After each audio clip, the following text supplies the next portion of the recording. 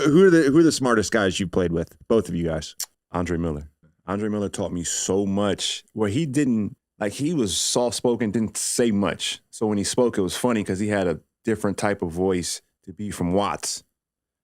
Like he from the real Watts, like Training Day. Like it's only one way in. I've seen the movie. No, he's from like there, Yeah. like for real, in real life. Like, and I've seen his friends. Yeah. And like, I was like, I ain't too scared, but I was nervous. Like, yo, these some real guys. Like these are the real ones. This ain't no rap or NBA tough guys. Like these are real people. Like when you see somebody wear an all red sweatsuit with nothing on it, and this one, you know, now everyone wears like a John Elliott or whatever. No, this was before this. These are like real tracksuits like you had when you were in high school when you got a tracksuit, but it was just plain, like all red shoes, red socks. Non-branded. No, this wasn't for fashion. Yeah. You know who I am. I was like, these are the real ones. But going back to Andre Miller, that's where he's from. But he would, on the court, he would always ask me what you see. And I'm like year 3, 4, so I see things, but not on his level or not like to the level I see things now. Now I can be like, oh, do this, do that. Like I can pick the game apart. It's easy. But back then I'm still learning and I can't answer this question. Like, I don't know what you see. But the more he asked me, the more I would go back and watch film. Like I'm gonna have an answer for him every time he asks me what do I see. Good morning. I wanted to make a video about something I saw recently. You see from the thumbnail, it's an NBA video. Crazy thing about it is I don't watch much NBA when it's on. It's in my opinion, it's really no point until it gets to the playoffs. I say this, over the past 10 years, I've lost a lot of interest in the NBA and college basketball. I was always a really big Allen Iverson fan growing up, Andre Miller fan, which the video is about. I loved Andre Miller around that 2011 to 2014 time period. He was my favorite player at that time, but I always liked 76ers. I always liked the Portland Trailblazers when they got Brandon Roy and stuff like that. But I gotta make this video. You know, Andre Miller is 100% correct about what he's saying. 100. To me, what he said is the truest thing that I've heard anybody that speaks on the NBA say in a while. Most guys are delusional to the talent that is out there today. Are guys very talented today? Can they jump, move, and shift like never before? Yeah. But are they better?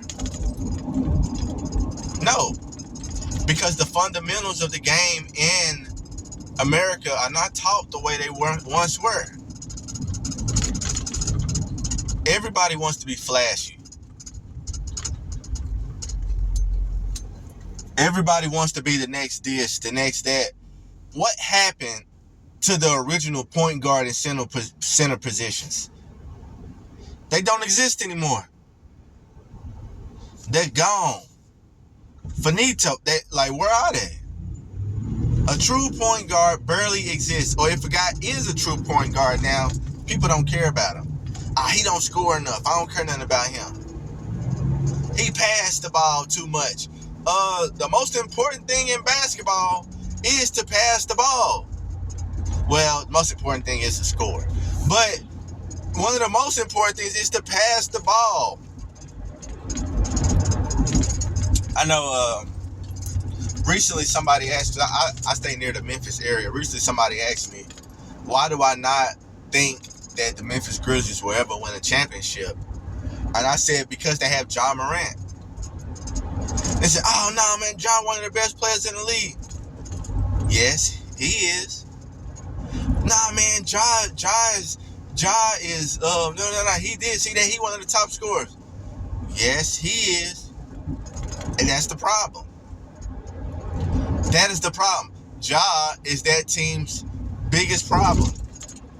Look, an NBA team was created to work really one way. How many of y'all can tell me where a dominant point guard, don't say Steph Curry, because Steph Curry is truly not a dominant point guard. He's truly not. Steph Curry is just a shooter. He just happens to be one of the greatest shooters that ever lived. But a dominant, score-first point guard, tell me how many teams like that have won an NBA championship? Tell me. It doesn't happen. And that's what's wrong with the NBA now. Nobody wants to actually learn to play the game. That's what's wrong with basketball. AAU, everything's killing it. It's all about talent and who can do the best moves, who can dunk. Dunking does not get you anywhere. It gets you oohs and ahs, but it don't get. You know how many people can never make a basketball team, but they can dunk? That does not matter.